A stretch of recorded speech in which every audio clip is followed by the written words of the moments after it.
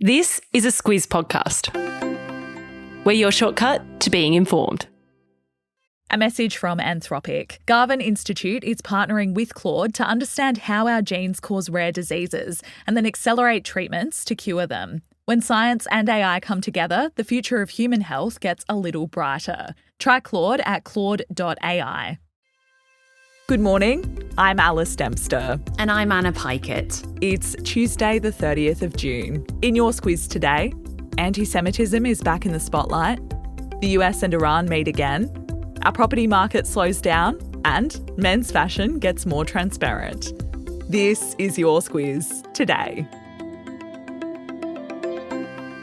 Anna, the third block of public hearings at the Royal Commission into Antisemitism got underway yesterday, and this time the focus is on the media. Over the next 2 weeks, the inquiry is going to hear evidence from witnesses about anti-Semitic content and hate speech spread online through social media and other platforms, as well as traditional media and broadcasting. It was a powerful day, Alice. Opening the hearings yesterday was counsel assisting Richard Lancaster, who had some strong words. He said the online environment and social media platforms in particular are perhaps the most significant vector for the spread of anti-Semitism and hate in the community. That's a direct quote there. As for who else we'll be hearing from, the ABC and SBS will be called to give evidence after complaints to the Commission were received about their coverage of the conflict in the Middle East. Lancaster said some submissions claimed they have produced coverage that is inaccurate or unbalanced, both in their selection of stories and focus in the reportage that they produce. Yeah, but both public broadcasters have defended their coverage and made their own submissions. And then the inquiry is also expected to hear from social media giant Meta, the owner of Facebook, Instagram and WhatsApp, as well as Google, LinkedIn and TikTok. Yeah, Lancaster said those platforms had engaged meaningfully, while X and Telegram had ignored inquiries, and US app Gab Social was, I quote, openly hostile. Now, as many people will know, the inquiry was set up in the wake of the Bondi terror attack.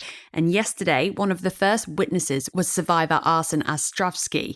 He told the inquiry this deepfake image of him covered in blood and holding an Academy Award went viral about 2 hours after the shootings.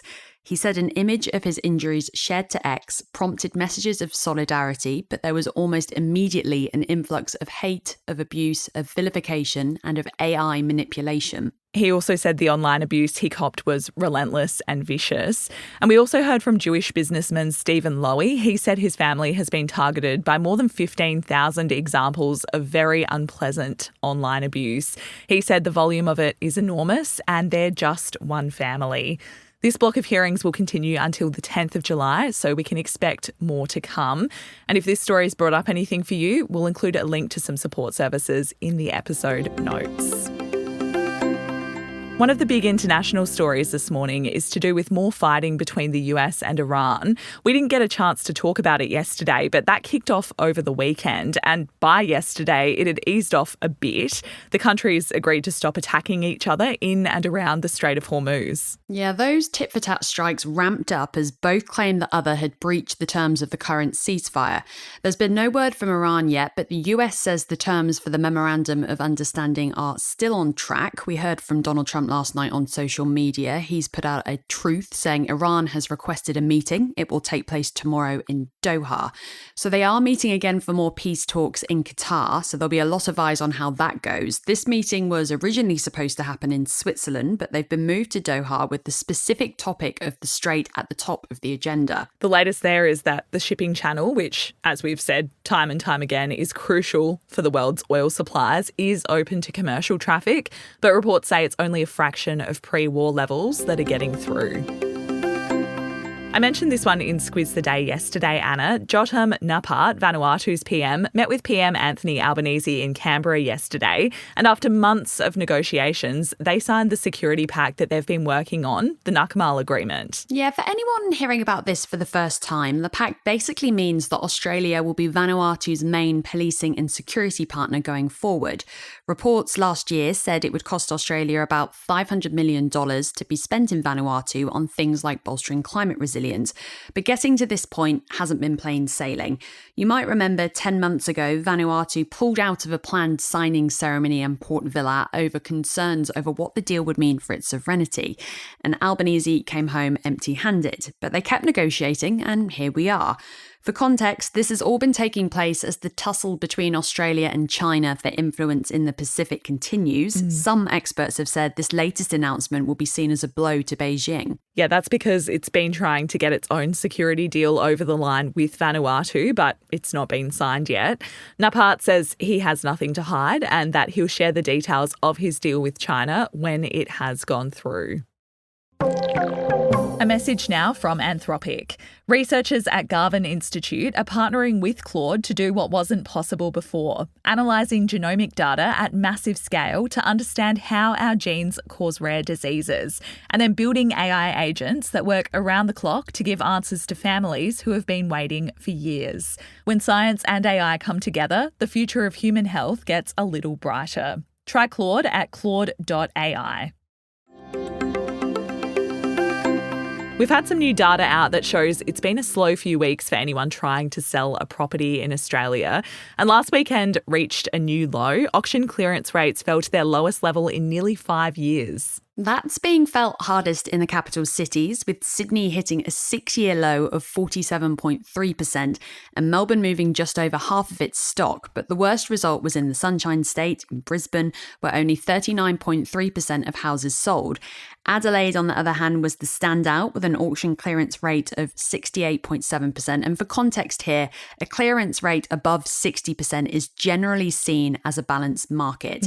Now, Diana Messina, an economist for AMP, has pointed to the recent budget changes for the downturn. She says fewer investors are looking to put their money into property. Last night, PM Anthony Albanese spoke to 7:30 and he defended the changes, saying everyone has acknowledged during this debate that the housing system is broken, therefore we had to do something about it. Yeah, Treasurer Jim Chalmers, who of course rolled out those budget measures alongside the PM, also defended them. He says the housing market can be volatile and it's best not to overreact to data from a week or two or even a month or two.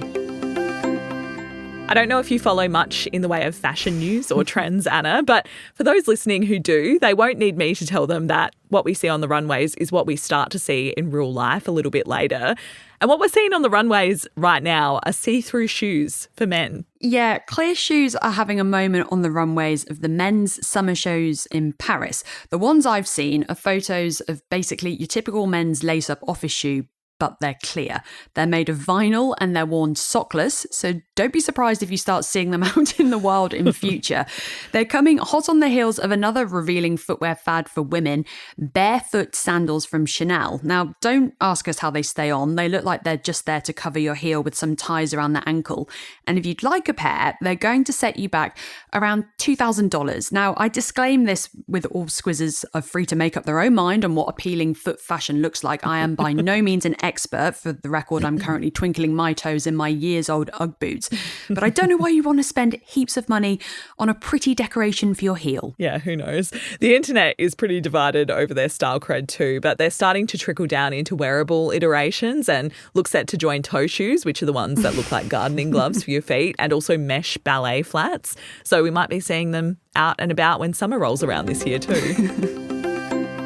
Squiz the day now. Another one that we mentioned yesterday, the Women's T20 World Cup semi-final between Australia and the West Indies is on tonight in London. It's from 11:30pm East Coast time. And if you have Prime Video, you'll be able to watch it on there. And a quick tennis update. Jannik Sinner is through to the second round at Wimbledon, as is the women's top seed Aryna Sabalenka.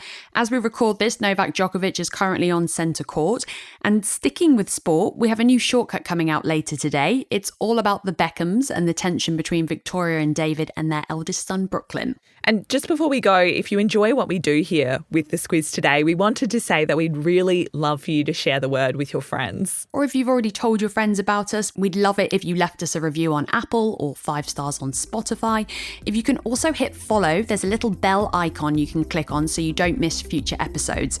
I know I've only been here a short time, but we love hearing from Squizzers. It really is one of the highlights of our weeks. Yeah, it really is. We appreciate everyone who's gotten in touch in the past. That's us done this morning. Thanks very much for listening, and we'll be back with you again tomorrow.